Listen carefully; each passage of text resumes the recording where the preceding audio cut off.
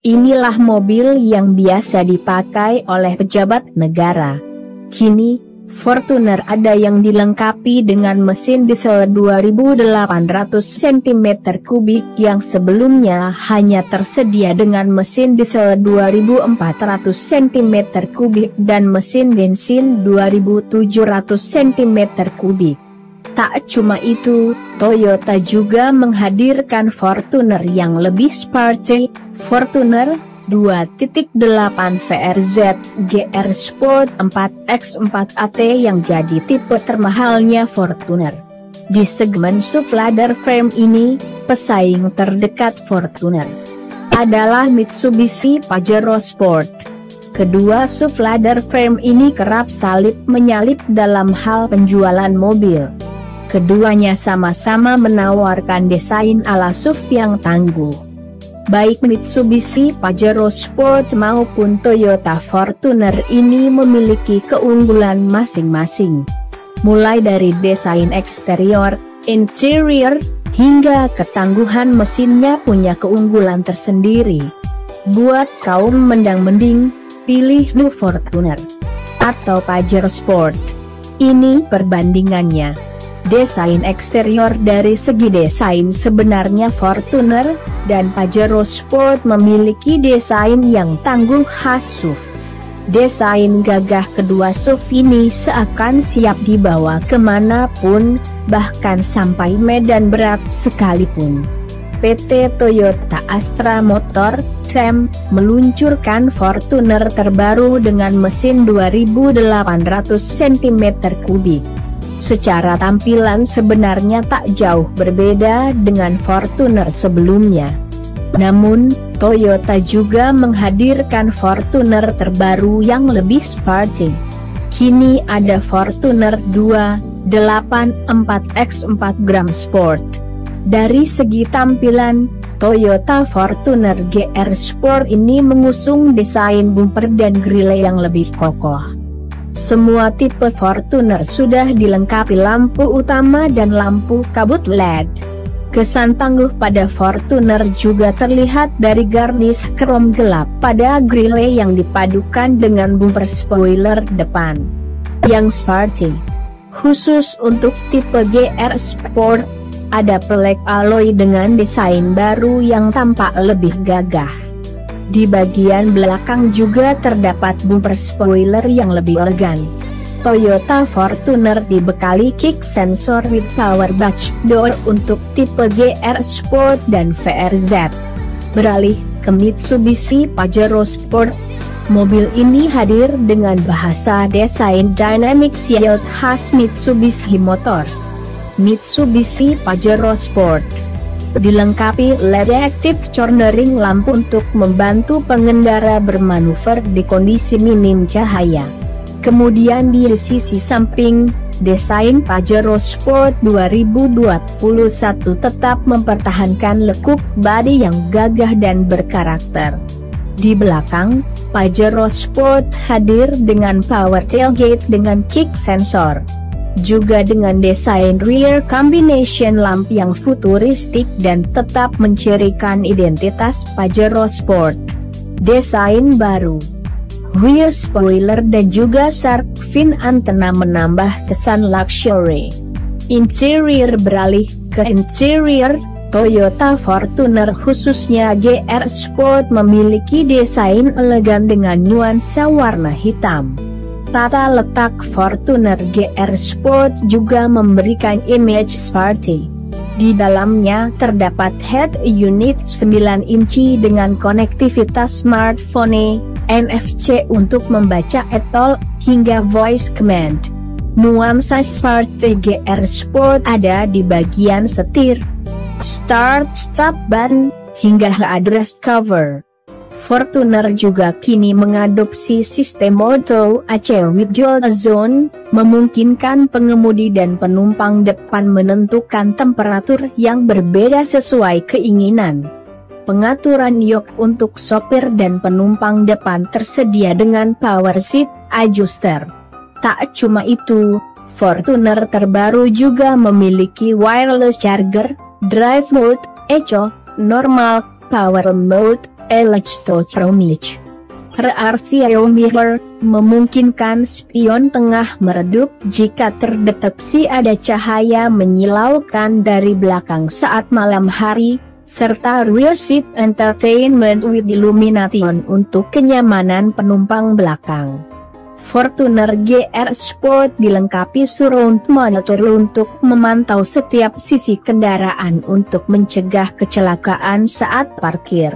Sementara Mitsubishi Pajero Sport Facelift dibekali head unit 8 inci dengan smartphone link display audio, SDA, LCD meter cluster 8 inci, multi-round view monitor, new design, dual zone climate control AC, new auto dimming rear view mirror, new hand-free steering switch, new floor console, dan new AC power outlet. Fitur-fitur seperti sunroof hingga paddle shifters dipertahankan. Khusus untuk varian Dakar Ultimate 4X2, Pajero Sport dilengkapi dengan balutan interior trim berwarna beige dan roof monitor sebagai fasilitas entertainment keluarga. Spesifikasi new Toyota Fortuner dibekali mesin baru yang lebih besar. Mesin 1GD ini memiliki tenaga dan torsi yang lebih besar dibandingkan mesin 2GD sebelumnya. Mesin diesel baru berkode 1GD FTV hadir dengan kapasitas bulat 2755 cm3 VNT intercooler. Tenaganya lebih besar menjadi 203,9 PS pada 3.000 sampai 4.000 putaran per menit dan torsi 499 Nm pada 1.600 sampai 2.800 putaran per menit. Sebagai pembanding, mesin 2GD FTV 2393 cm3 4 silinder VNT intercooler sebelumnya bertenaga 149,6 PS pada 3.400 putaran per menit dan torsi 400 Nm pada 1.600 sampai 2.000 putaran per menit. Selisihnya cukup lumayan besar, kira-kira tenaganya naik 36% dan torsinya naik 25% dibandingkan mesin 2GD 2400 cm3 yang ada di Fortuner sebelumnya. Akselerasi 0 sampai 100 km/jam, mesin 1GD lebih cepat menjadi 11,9 detik, di 2GD 14 detik.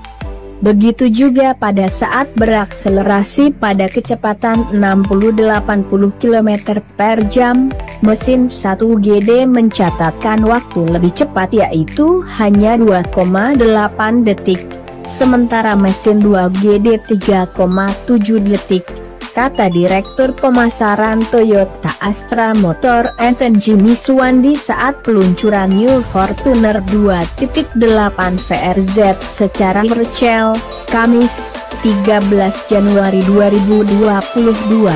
Toyota New Fortuner tipe GR Sport dengan sistem penggerak semua roda 4x4 dengan mesin diesel 1GD dilengkapi fitur Easy 4x4 switch serta fitur downhill assist control, Dutch.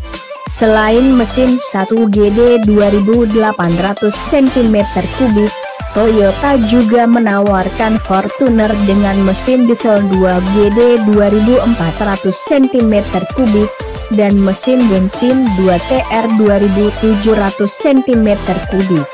Beralih ke Pajero Sport, SUV andalan Mitsubishi ini cuma punya satu pilihan mesin. Pajero Sport dibekali mesin diesel 4N 15 2.4 LVGT intercooler. Tenaga maksimal mesin itu mencapai 181 fps pada 3.500 putaran per menit dengan torsi maksimal 430 Nm pada 2.500 putaran per menit. Mesin dikawinkan dengan transmisi otomatis 8 kecepatan dengan sport sekuensial. Untuk kemampuan off-road, Mitsubishi Pajero Sport dilengkapi dengan Super Select 4 WDI dan mode off-road. Fitur-fitur baik Fortuner maupun Pajero Sport sama-sama menawarkan fitur canggih. Keduanya punya fitur keselamatan dan kenyamanan ternama. Toyota Fortuner kini dilengkapi 7 SRS airbag yang terdiri dari 2 airbag untuk sopir dan penumpang depan, airbag lutut pengemudi, airbag samping dan airbag tirai.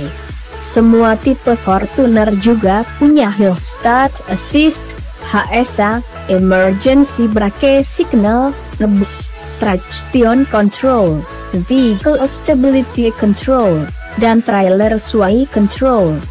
Tak cuma itu, SUV andalan Toyota dilengkapi dengan Blind Spot Detection, Lane Departure Warning, Moving Object Detection, hingga HA2i Monitoring Warning.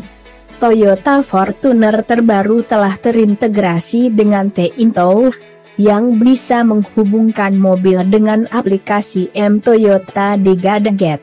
Di dalamnya terdapat fitur Find My Car, Go Fencing, E-Car Maintenance, Inquiry dan Support Center, Trip Driving Update hingga Road Assistance. Mitsubishi Pajero Sport juga bisa terkoneksi dengan ponsel. Dengan memasang aplikasi Mitsubishi Remote Control di ponsel, pemilik Pajero Sport terbaru bisa mengoperasikan berbagai fungsi mobil, mulai dari pengoperasian power tailgate, mencari posisi kendaraan saat terparkir, vehicle information, dan fungsi lain pengoperasian kendaraan. Selain itu, Pajero Sport telah dibekali beberapa fitur safety.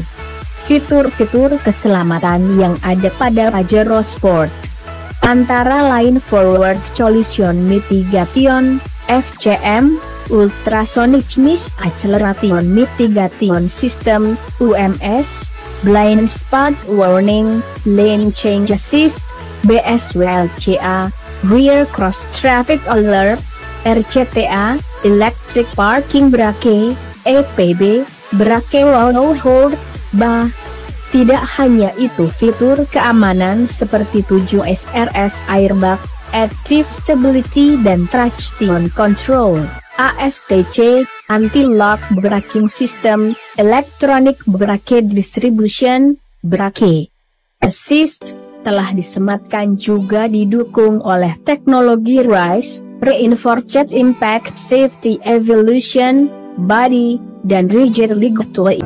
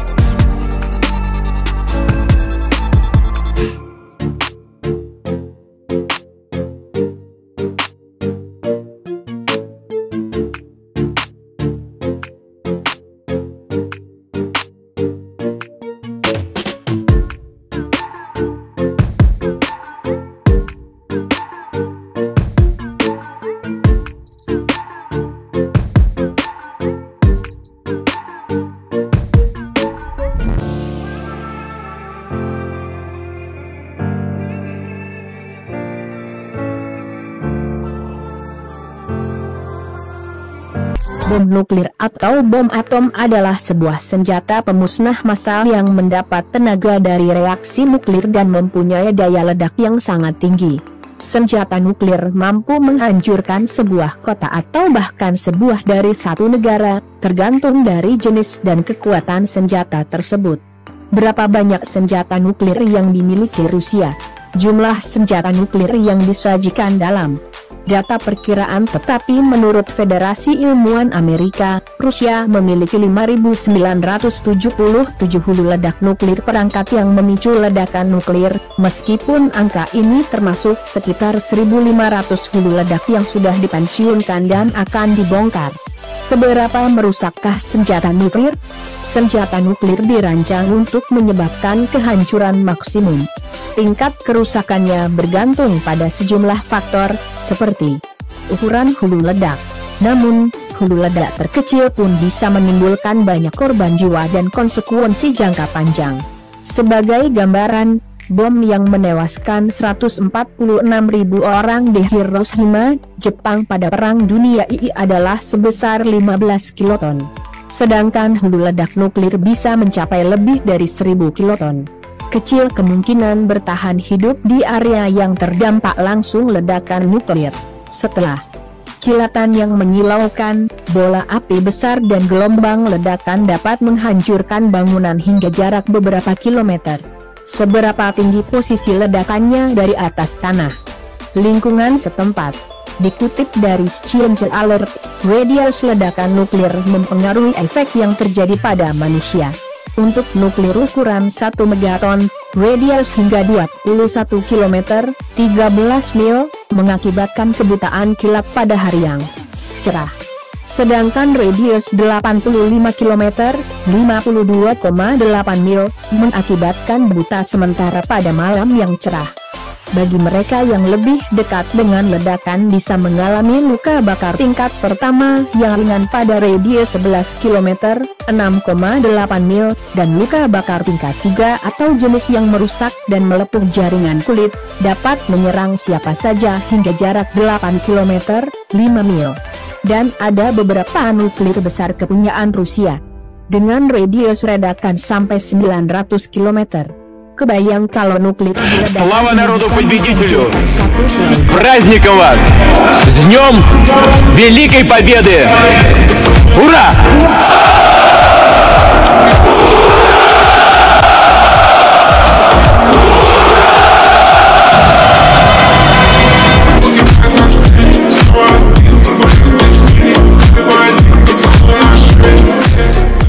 Presiden Rusia Vladimir Putin kerap mengucapkan kata "ura" dalam setiap pidatonya.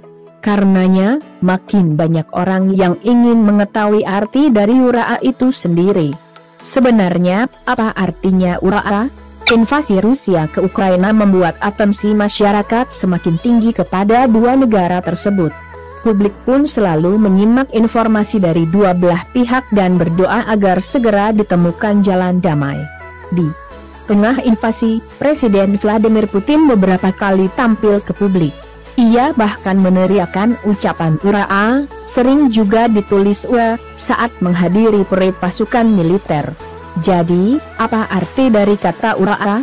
"Ura" dalam bahasa Rusia artinya adalah hore atau ucapan sorak-sorai. "Ura" yang ditulis ini biasa digunakan untuk membangkitkan semangat dalam berbagai hal, bahkan sampai ke urusan perang. Sejarah "ura-ura" dikenal sebagai teriakan penyemangat yang dulunya sering dipakai oleh tentara merah Uni Soviet saat Perang Dunia Kedua berlangsung. Ini dilontarkan untuk menyemangati tentara dalam melawan Jerman yang saat itu menjadi musuh. Teriakan "ura" melambangkan ekspresi semangat dan kegembiraan. Bisa dibilang, ini mirip-mirip dengan ucapan merdeka yang sering dipakai orang Indonesia atau Banzai yang digunakan Jepang dalam membakar semangat perjuangan.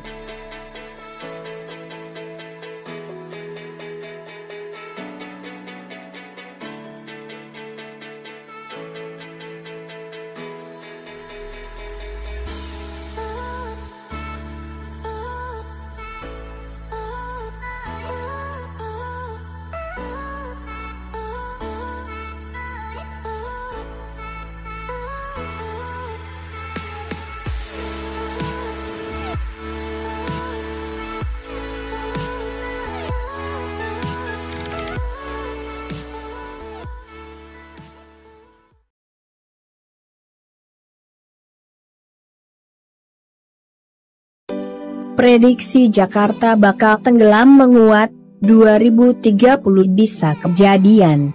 Tapi semoga aja tidak. Prediksi kawasan DKI Jakarta bakal tenggelam 10 tahun ke depan makin santer disampaikan oleh banyak pihak. Belakangan, selain LIPI, LAPAN, NASA, hingga Presiden AS Joe Biden pernah mengutarakan. Bahkan tak hanya Jakarta, kota lain seperti Semarang, Demak, dan Pekalongan bisa sama nasibnya. Bagaimana pendapat ahli? Di Indonesia, soal potensi Jakarta tenggelam terutama akibat perubahan iklim yang sudah terjadi.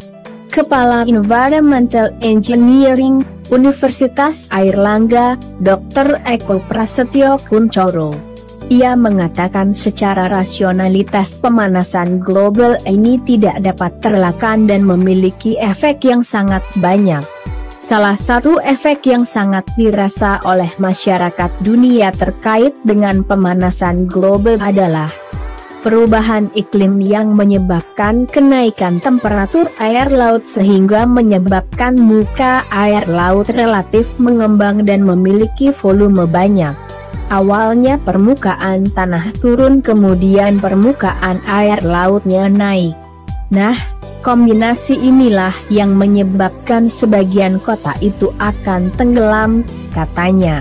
Eko mengamati beberapa daerah yang diprediksi tenggelam itu berada di kawasan sea level rise seperti Jakarta Utara, Semarang, Demak, dan Pekalongan di Jawa Tengah. Muka air laut ini diprediksi memang sumber satu dengan sumber lain memiliki perbedaan angkanya, tetapi dari tahun 2001 sampai 2009 daerah-daerah tersebut mengalami kenaikan air muka laut antara 1 sampai 1,5 meter, kata Eko. Pada 27 Juli 2021 lalu, Presiden Amerika Serikat Joe Biden menyebut DKI Jakarta terancam tenggelam 10 tahun lagi. Hal ini dia sampaikan saat berbicara mengenai perubahan iklim dalam pidatonya di kantor Direktur Intelijen Nasional (S). Biden menyebut perubahan iklim menyebabkan naiknya permukaan laut. Ribuan orang bisa kehilangan tempat tinggal, mata pencaharian dan kehidupan. Apa yang terjadi di Indonesia jika proyeksinya benar bahwa dalam 10 tahun ke depan mereka mungkin harus memindahkan ibu kotanya karena mereka akan berada di bawah air? Eko menjelaskan gletser di kutub yang mencair juga menjadi salah satu penyebab kenaikan temperatur air laut sehingga meninggi di permukaan laut. Berkaca pada banjir Jakarta pada awal 2021, kita dapat melihat bahwa jaringan drainase kota sudah kewalahan menampung air hujan yang turun hingga menimbulkan genangan di berbagai lokasi. Namun, secara garis besar, selain drainase ada 3 faktor utama yang kerap dianggap sebagai penyebab banjir di Jakarta. Pertama, curah hujan ekstrem. Tren curah hujan ekstrem dengan intensitas tinggi dan durasi singkat semakin sering terjadi. Curah hujan ekstrem adalah dampak nyata dari krisis iklim. Kedua, perubahan tutupan lahan. Analisis data tutupan lahan KLHK tahun 2000 dan 2019 menunjukkan peningkatan luas hutan tanaman hingga 117.7% di kawasan hulu sungai yang mengalir menuju Jakarta, menggantikan dominasi lahan pertanian. Luas permukiman juga tumbuh pesat hingga 47.4%, menggantikan lahan pertanian dan ruang terbuka hijau di kawasan tengah dan hilir. Di Jakarta sendiri, luas ruang terbuka hijau hanya 9.8% di tahun 2019. Hal ini meningkatkan peluang meluapnya sungai dan jaringan drainase akibat besarnya air limpasan permukaan, runoff, belum lagi ancaman sedimentasi di sungai akibat laju erosi yang besar di kawasan hulu. Ketiga, penurunan permukaan tanah.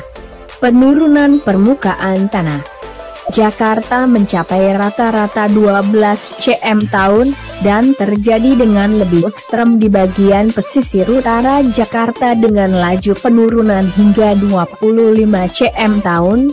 Menurut Takagi et al. 2015, hingga tahun 2050 diproyeksikan luasan banjir akibat penurunan tanah bertambah hingga 110,5 km persegi, setara dengan 75% luas wilayah Jakarta Utara. Beban bangunan di permukaan dan ekstraksi air tanah berlebih turut mempercepat laju penurunan tanah. Saat ini masih ada 35% warga Jakarta yang menggunakan air tanah untuk kebutuhan harian.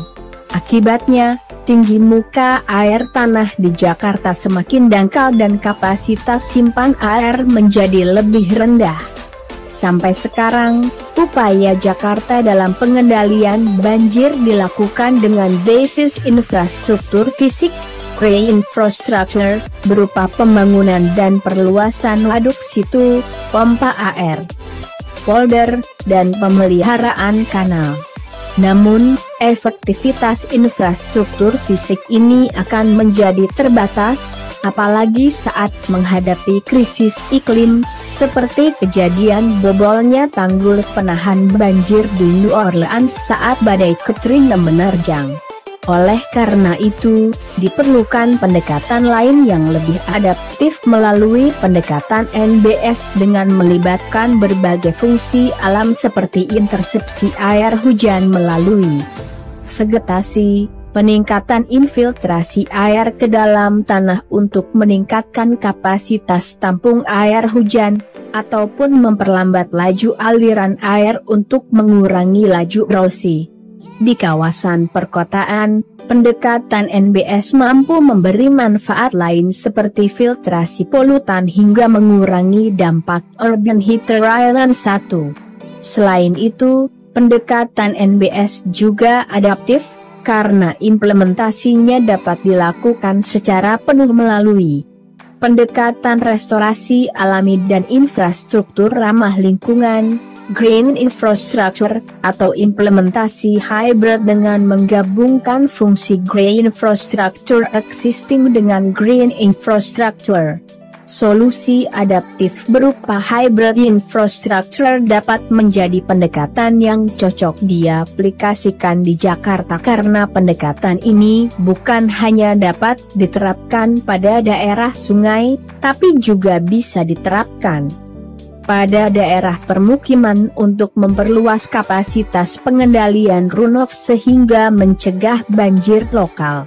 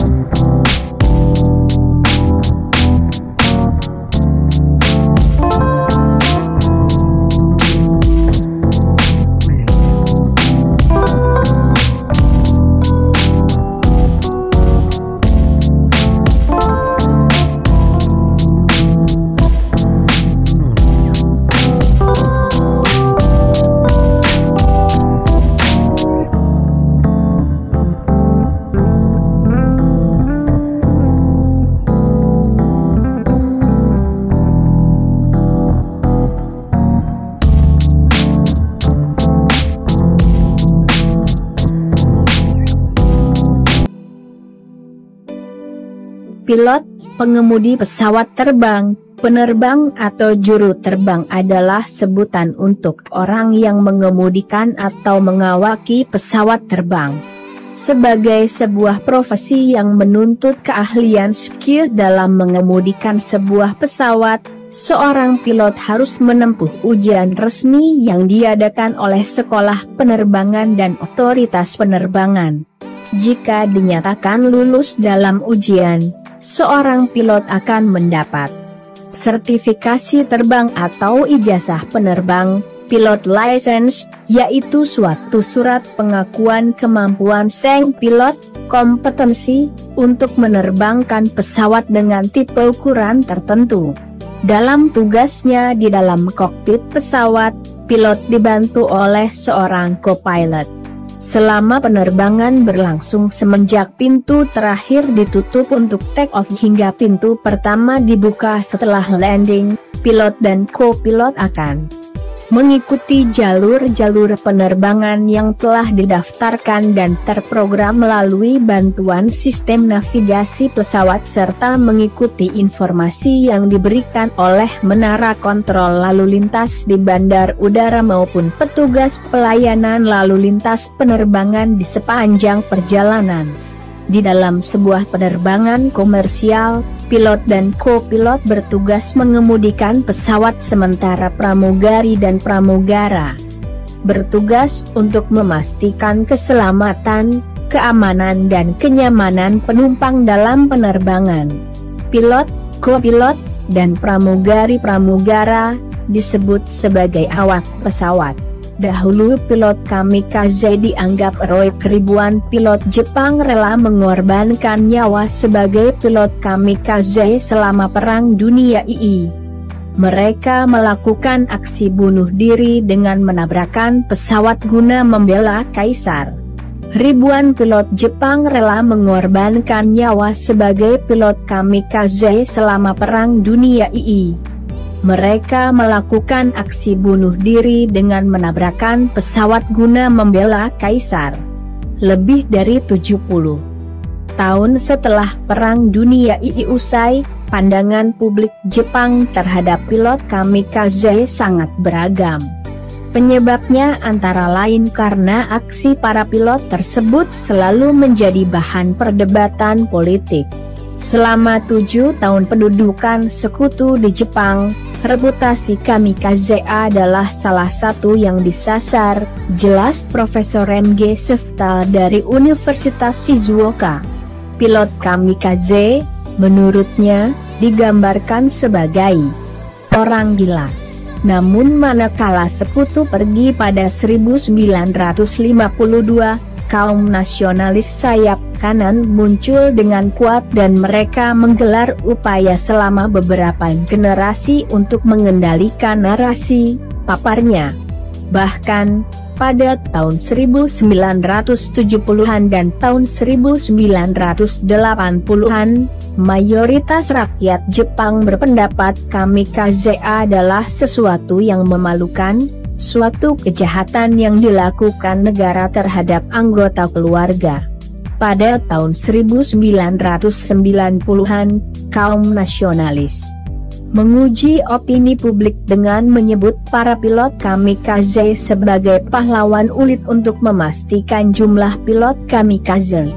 Meski demikian diperkirakan 3.000 sampai 4.000 pilot menabrakkan pesawat mereka ke target musuh dengan sengaja. Hanya 10% misi mereka diyakini berhasil dan menenggelamkan 50 kapal perang sekutu. Bagaimanapun, melalui film, aksi mereka menjadi abadi. Pada tahun 2000-an, film seperti For Those We Love dan The Eternal Zero dirilis. Kedua film tersebut menggambarkan pilot kamikaze sebagai pahlawan Jepang. Pesan itu rupanya mempengaruhi pandangan sejumlah kaum muda Jepang, seperti diakui So. Berkat film itu pula, dia kukuh menyatakan siap mati untuk Jepang jika negaranya terlibat perang esok hari. Justru karena saya tidak mampu melakukan kamikaze, saya menganggapnya sebagai aksi heroik dan berani, kata So. Pemuda seperti So, kenyataannya jarang ditemui. Berdasarkan jajak pendapat Win Gallup, hanya 11% rakyat Jepang yang bersedia berperang untuk negaranya. Hasil itu sama sekali tidak mengagetkan mengingat generasi pasca Perang Dunia II di Jepang dibesarkan oleh konstitusi yang melarang Jepang mempunyai militer.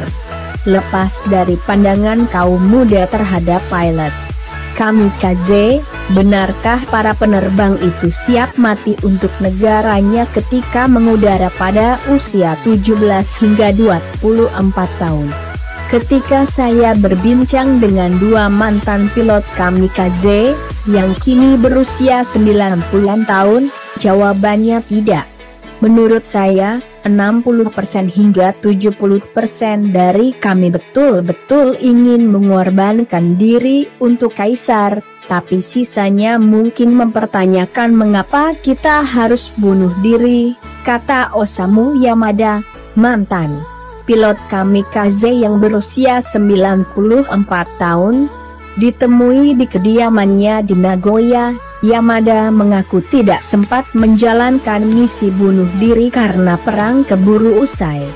Saya lajang saat itu dan tidak ada yang mengekang, sehingga saya asli berpikir untuk mengorbankan diri demi membela Jepang.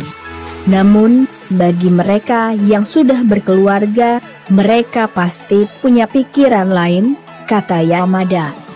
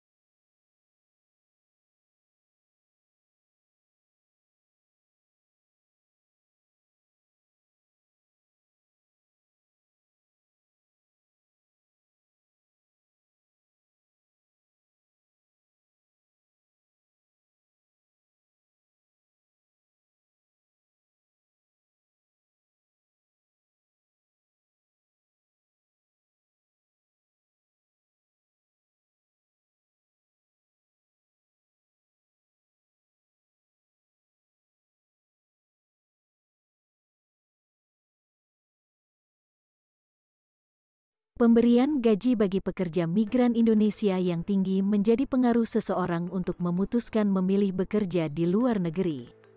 Hal ini karena gaji yang terima jauh lebih besar dibanding bekerja di Indonesia. 1. Negara Jepang, terkenal dengan negeri sakura atau matahari terbit ini, menawarkan gaji sebesar 30 juta rupiah.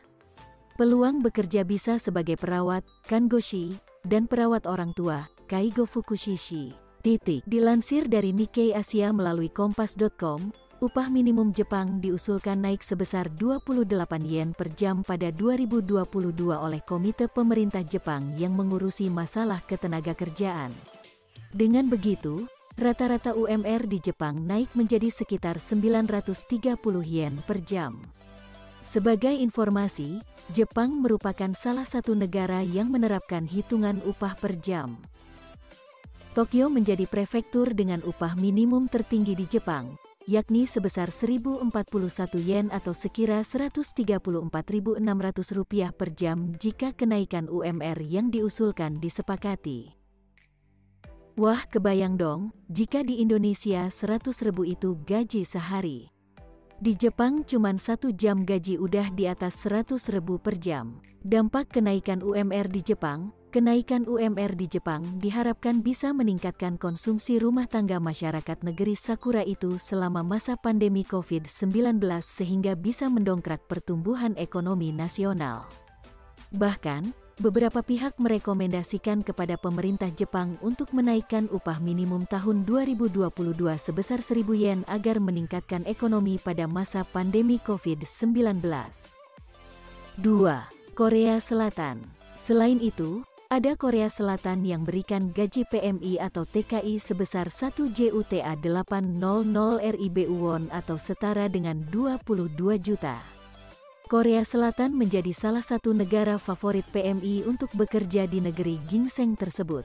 Biar dilanda pandemi, Korsel berencana upah minimum naik 5,1% di 2022. Komisi Upah Minimum menyetujui kenaikan 5,1% menjadi 9.160 won per jam atau setara dengan Rp100.000. Untuk tahun depan, jauh lebih tinggi dari kenaikan tahun ini sebesar 1,5%. Rata-rata gaji di Korea itu 208 jam tanpa lembur untuk sebulan kalau dirupiahkan. 208 jam kerja sebulan dikali 100.000 menjadi 20.800.000 rupiah sebulan. Perlu diingat ini belum termasuk gaji lembur tambahan. Untuk biaya hidup sebulan di Korea, jumlah minimal uang yang dibutuhkan untuk biaya hidup di Korea Selatan per bulan adalah 660.000 won atau setara dengan 7.260.000 rupiah. 3. Negara Polandia. Namun, perlu diketahui bahwa angka di atas tidak mutlak ya, karena biaya hidup tergantung dari gaya hidup dan kebutuhan setiap orang.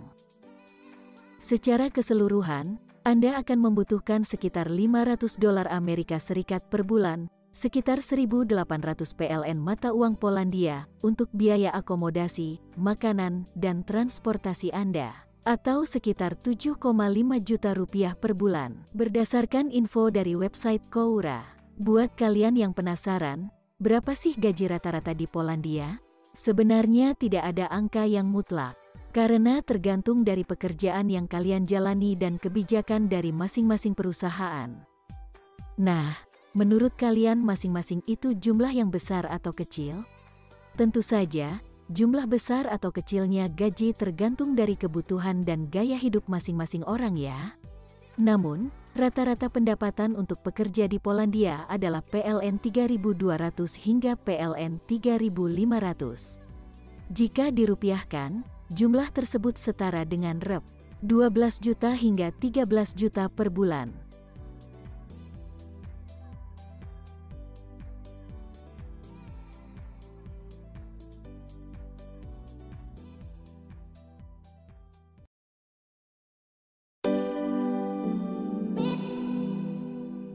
BMW i8 dipastikan akan disuntik mati alias dihentikan produksinya di Chontinue pada pertengahan April 2020. Mobil yang pernah dimiliki YouTuber Atta Halilintar ini tidak akan lagi beredar di pasaran. Apa alasannya? Dilansir dari Motor1, Jumat, 13 Maret 2020, sejak melakoni debut global 6 tahun lalu, BMW i8 sudah terjual sebanyak 20.000 unit. Angka ini diklaim lebih tinggi dari pesaing di segmennya. Sedan yang tersedia dalam varian Coupe dan Roadster ini sudah berkembang dari mobil plug-in hybrid menjadi mobil sport listrik. BMW i8 bahkan diakui sebagai tonggak sejarah pengembangan mobil listrik BMW. BMW i8 dibekali sistem plug-in hybrid yang dirancang untuk pengiriman daya dinamis dan interaksi paling efisien dari kedua mesin. Konsumsi bahan bakarnya juga paling irit, yakni 1,8 liter garis miring 100 km untuk model Coupe Hybrid dan 2 liter garis miring 100 km pada varian Roadster. Mesin pembakarannya berteknologi BMW Twin Power Turbo yang mentransfer tenaga ke roda belakang, sementara motor listrik menggerakkan roda depan. Hasilnya, semua penggerak rodanya berpengaruh positif pada traksi, kelincahan dan stabilitas pengendaraan. Rencananya, BMW Group akan menggantinya dengan model baru. di mana hingga 2023, BMW akan menghadirkan 25 model mobil listrik. Lebih dari setengahnya akan menggunakan mesin listrik saja. YouTuber terkenal Indonesia, Atta Halilintar menjadi salah satu pemilik kendaraan BMW i8 di Indonesia. Namun, mobil seharga 3 miliar rupiah itu telah dijual untuk membeli supercar baru, Lamborghini Aventador. Dilansir Autoblog.com, BMW i4 dikonsepkan menjadi mobil yang terelektrifikasi penuh dan rencananya akan diproduksi pada 2022 mendatang. Model i4 ini memiliki sasis yang lebih terjangkau ketimbang sasis milik seri I lainnya yang terkenal mahal dan sulit diproduksi. Penggunaan sasis ini menjadikan mobil listrik ini lebih terjangkau. Mesin BMW i4 memiliki kekuatan 530 tenaga kuda dan mampu mencapai kecepatan 0-100 km/jam dalam waktu 4 detik. Mobil ini juga mampu menempuh jarak sejauh 600 km. BMW i4 juga memiliki fitur permukaan cerdas, yang menyembunyikan banyak sekali radar dan sensor lidar yang digunakan untuk bantuan pengemudi. Terdapat juga lampu depan yang mirip seperti pisau dan dibiarkan tanpa pelindung jenis apapun. Sementara itu, sedan ini mengusung warna frozen light color dengan elemen warna biru di bagian depan. Garis biru ini menghiasi grille super besar BMW, side skirt, serta rear diffuser. Bagian headlamp juga terkena sentuhan warna biru. Kami sedikit lebih memberontak dengan model ini. Kami sedang memikirkan cara baru menafsirkan ulang logo, dan membawa informasi minimum yang Anda butuhkan untuk mewakili itu, ungkap Kepala Desain Dwi Kailanger. Seperti dikutip Autoblog.com. Kemudian untuk bagian interior, mobil ini dilengkapi pelapis mikrofiber mewah dan layar sentuh melengkung di bagian dashboard pengemudi. Terdapat juga sepasang layar 12 inci, roda iDrive Swarovski, dan aksen emas di bagian dalamnya. BMW memberikan sentuhan retro pada bagian setirnya. Bagian eksteriornya dibungkus oleh plat logam halus dengan sudut-sudut yang tidak terlalu tajam. Sementara itu, di bagian belakang tepatnya dekat diffuser, terlihat desain yang aerodinamis dan rapi. BMW i4 eDrive V40 akan dijual dengan harga mulai $55.400 Amerika atau sekitar Rp792 juta. Berdasarkan paparan desain di atas, produsen mobil asal Jerman ini terlihat ingin membuat sebuah lompatan besar, namun tetap dengan mempertahankan tradisinya, yaitu kedua moncong ciri khas BMW. CEO Tesla Elon Musk semakin mengukuhkan dirinya sebagai orang nomor 1 paling kaya di dunia.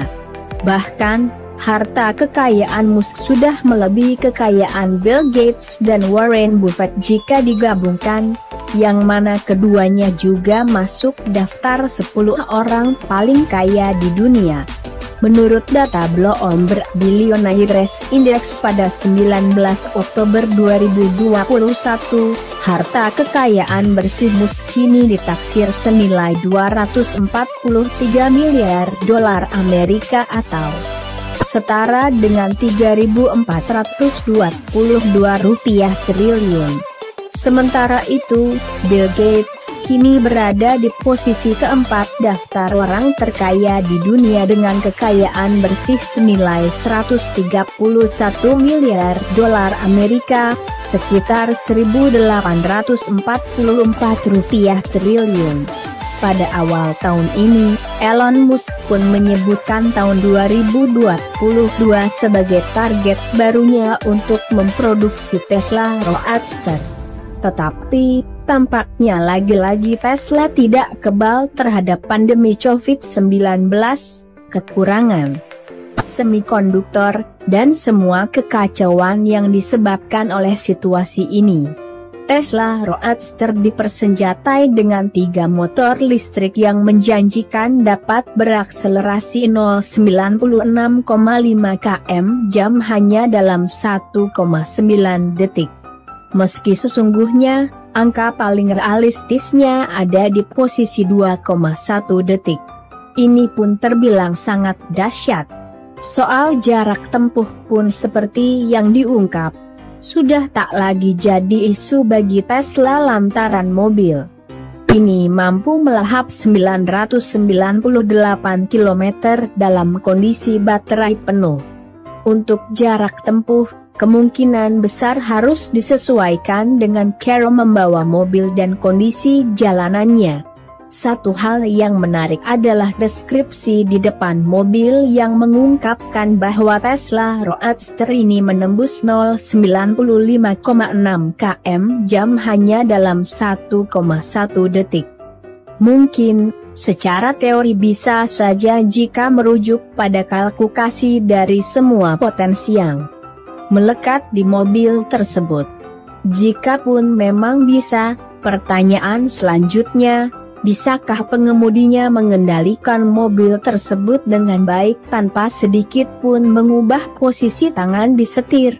Pasalnya, angka tersebut sekaligus menobatkan Tesla sebagai mobil produksi tercepat di dunia melebihi apapun yang pernah dibuat manusia. Pokoknya kalau soal akselerasi, Tesla selalu mengejar angka serendah mungkin. Dan itu memang bukan isapan jempol.